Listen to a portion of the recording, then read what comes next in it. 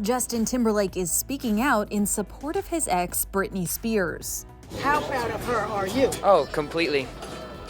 Couldn't be more proud. The 40-year-old Cry Me a River singer took to Twitter to speak out after the pop star, whom he dated from 1998 to 2002, gave a shocking testimony during her latest conservatorship hearing, writing in part, quote, "After what we saw today, we should all be supporting Britney at this time." He went on to say that regardless of their past, what's happening to her now is, quote, "just not right." As for Britney's claim that she has an IUD in to prevent pregnancy and is not allowed to remove it in hopes of having a child, Justin wrote, quote, "No woman should ever be restricted from making decisions about her own body. No one should ever be held against their will, or ever have to ask permission to access everything they've worked so hard for." The Man of the Woods singer wrapped up his message saying that he and his wife, Jessica Biel, send their love and support to Brit, adding, quote, "We hope the courts and her family make this right and let her live however she wants to live." During Wednesday's hearing, the Lucky singer called out her father, Jamie Spears, and alleged that the conservatorship holds her back from living her life.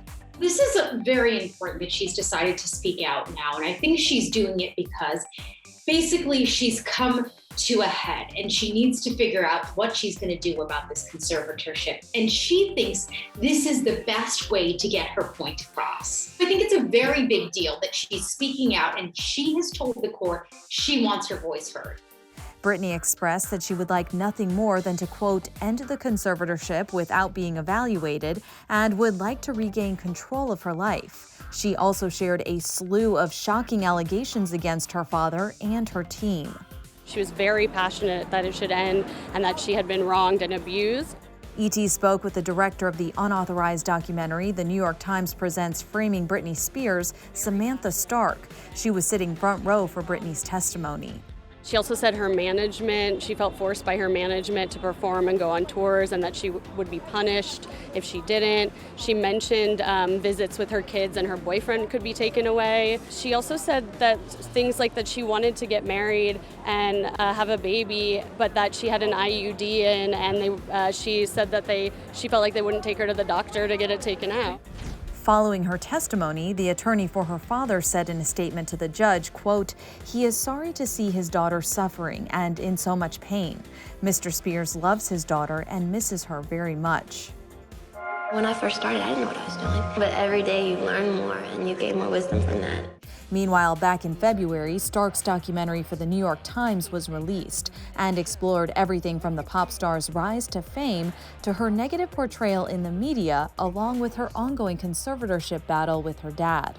We started doing this, researching for it, I guess, early last year, and the purpose of it was to look back at the media coverage of Britney, especially around like 2007, 2008, through 2020 at that time lens. It also touched on Britney's former relationship with Justin. Some of these old interview moments that come to light, like Justin Timberlake and the fallout of their breakup. What do you think people will react to some of the ways that Britney was treated and even some of the things Justin Timberlake said at the time?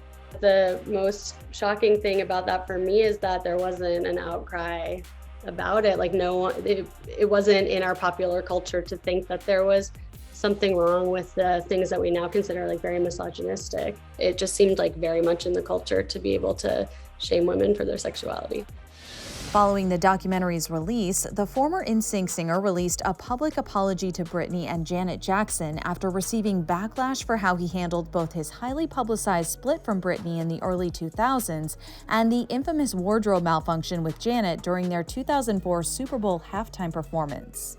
In his statement, the Grammy winner wrote in part, quote, "I specifically want to apologize to Britney Spears and Janet Jackson both individually because I care for and respect these women and know I failed."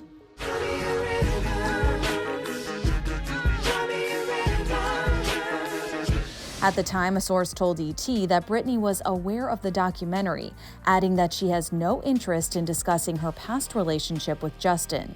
Quote, "She wouldn't want her fans to speak negatively about him because she has the utmost respect for both Justin and his wife, Jessica Biel.